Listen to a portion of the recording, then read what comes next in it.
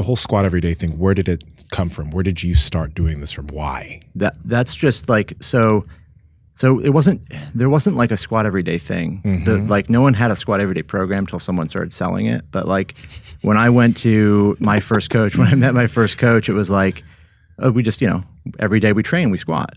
Like you want to be good at these things, how you get strong. So we squat every time.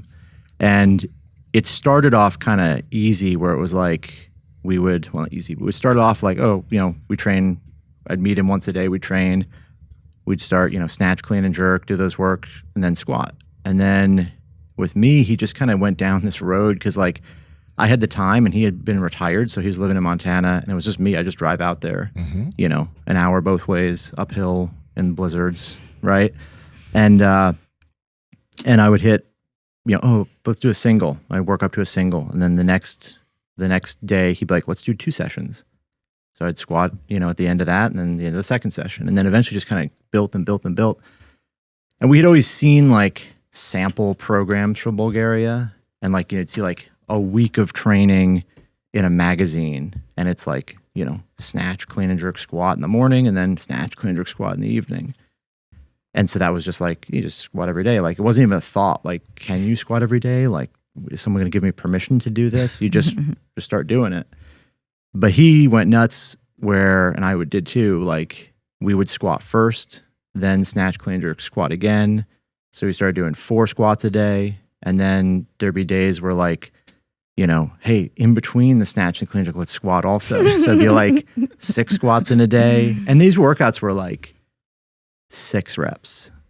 It'd be like you'd snatch to maximum and then you'd put 175 on the bar. You'd do that, then 200, then 205. And that was it. And we just do that. So it's like every hour there was some giant squat happening. Didn't you squat as many as like 16 times in one day? No. Like I think probably 10 was the most, 8 to 10. Okay. That's insane. Did your body get used to it? Were you really sore all the time or? Yeah, like you just kind of feel like shit in general. Like you have a cold permanently. Yeah. Everything was stiff. I mean, it's not anything beautiful to watch me run now, but I mean, it was like my knees wouldn't bend when I ran. I didn't actually run. The first time Joe saw me run, you can tell the story. I was going to decide when I said I had a good running story because Mark's been running a lot. The first time I saw him run, we were first dating. And I think we were in the city. It was almost over with before it started. No, I was like, we have to catch that bus. And I ran across the street and then I turned around and I saw Max and it was so awkward. I felt bad. Like I felt a little like sink in my stomach. Like, oh my God, I made this man run.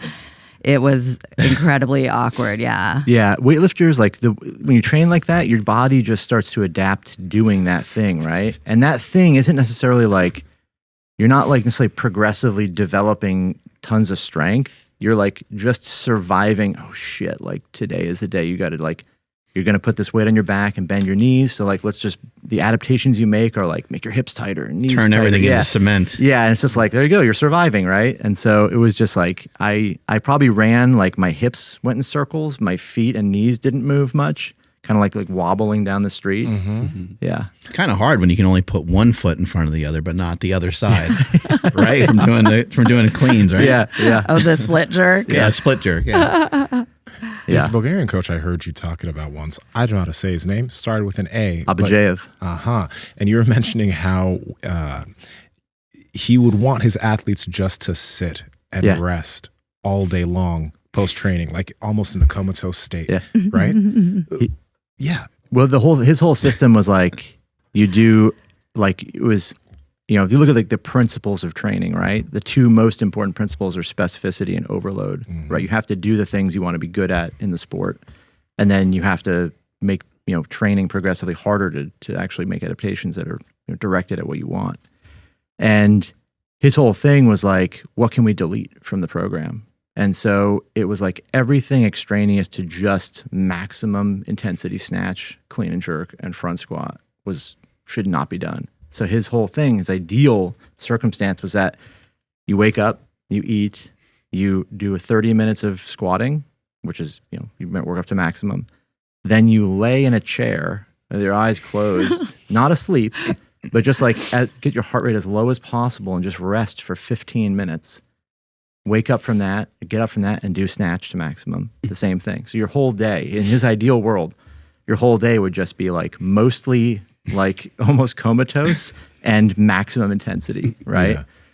Yeah. Power Project family, how's it going? Now, a lot of you guys are lifters, athletes. You're serious about the gym, and we are too. And that's why we've been using Slingshot products for years, all right? You have the original Slingshot, obviously the glittery pink hip circle, which is my personal favorite. But if you don't like that, then you have the normal hip circle that's used to warm up the hips. But on the website, they have tons of equipment, knee sleeves, elbow sleeves, the gangster wraps right there. So you need to go check them out. And Andrew, can you tell them more about it? Yes, that's over at markbellslingshot.com. And at checkout, enter promo code PowerProject10 to save 10% off your entire order. Links to them down in the description, as well as the podcast show notes. You were trying to live that lifestyle. It's not conducive to earning an income or, like supporting yourself or having feelings. You did work your way to, attempting a 700-pound squat, and then you eventually hit a 700-pound squat. When you were training as an Olympic lifter, what was like your body weight? I know as a power lifter, you did a 705 squat at like 220, I believe.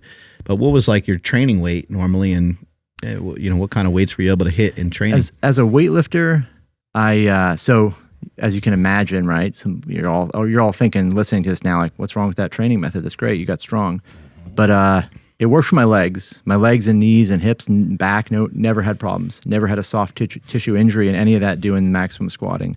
I got hurt later when I switched to like more powerlifting style training, but in weightlifting, the weakness was my shoulders. So I would snatch and clean and jerk, and you train that heavy and that often, and you can't develop like good skill and technique because it's like every lift is a matter of like do or die. Like you have to either make this lift or you're gonna, it's like that's all that matters. So you don't have a time to like hone your skill and perfect the technique.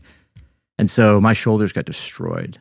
I had 2 shoulder surgeries later on because the bar would just be in the wrong spot, and I would fight it. We did 0 general training. Like when I tell people the program, it was for 6 or 7 years, it was 3 or 4 exercises. Squat, front squat, snatch, clean and jerk, power snatch, power clean and jerk. 0 curls, bench. I know you can't tell, but I didn't do a lot of like anything else, right? No upper body strength stuff at all. Yeah. Cause Coach Goff was like, well, why would we need that? That's not the sport, And so that was just like a huge mistake because it just killed me. I just destroyed my shoulders because I was tenacious and I wasn't going to give up, but like, when you're missing lifts, all day, I missed the first time I clean and jerked 160. I missed it like 20 times, and I just kept cleaning and kept trying. Within the same session. Yeah. The same day, probably multiple settings. Probably took a nap. So for you, your legs were probably strong enough. Your lower body could execute most of the movement, but your upper body wasn't really on board with it. Yeah. It's kind of funny. It's like my legs and back were strong, and I was mentally tough enough to like keep doing it. It was probably the worst scenario because like the weak link was my shoulders and just got hammered and destroyed. I was when I to get back to your question, but like when I was still training hard, like at some point my shoulders hurt so bad I would eat ibuprofen, and I would take like 500 pills in a month, and my stomach was just awful and like But what milligrams are these tablets? Whatever, 200 each. Jesus. Yeah. Well, you buy them at Costco, right? Yeah. The Bulgarian pack. It was like a 2-month supply. Specifically for weightlift. I had a picture of a Bulgarian weightlifter on there. But like, that's me. Yeah. My best numbers were a 140 snatch and a 170 clean and jerk, and I weighed like a heavy 85, so I was about like probably 88 kilos, 90 kilos. Mm-hmm. Yeah, not great, nothing special, not terrible, but like just kind of middle of the road. I got way stronger, and I started to learn how to lift later before I got hurt. But did you guys meet at a competition? We met at the gym, and I did see you at a competition before, though. Yeah, but we didn't meet there. I just remember like, who is this like Superman looking guy who's really strong? I paid her to say that. How long ago was that? Clark Kent. Was that 2009? We met in 2009, so I think I saw you at a Fit Barbell meet in 2008. Yeah, but we met out at Cal Strength. Yeah. Yeah, And those old videos. Your commentary is my favorite. Oh yeah, there it is. Oh yeah. Oh no, this is yeah. what made me famous. You know, when Misha Kokliev came here, or you were there. Yeah, absolutely. I went up to introduce myself, and to me it was one of those cool moments where he's like, "Oh, I know who you are." The 270 squat to 0 to 60, and I was like, "Oh, Yeah, that's cool." pretty wild. Yeah, but this was my normal warm up. So the guy on the left was like, "You should do a video," and I was like, "Okay, why?" And he's like, "Just do what you normally do, but let's just do it all at once." Like every single day, I would do the same thing: 1 red, 2 reds, 3 reds, 4 reds, and then miss something with just whatever amount of break in between to load the plates, probably, right? Yeah, Jesus. that one was hard.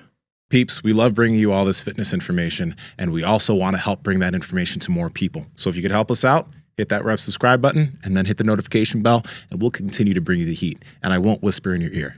Talk to you guys later.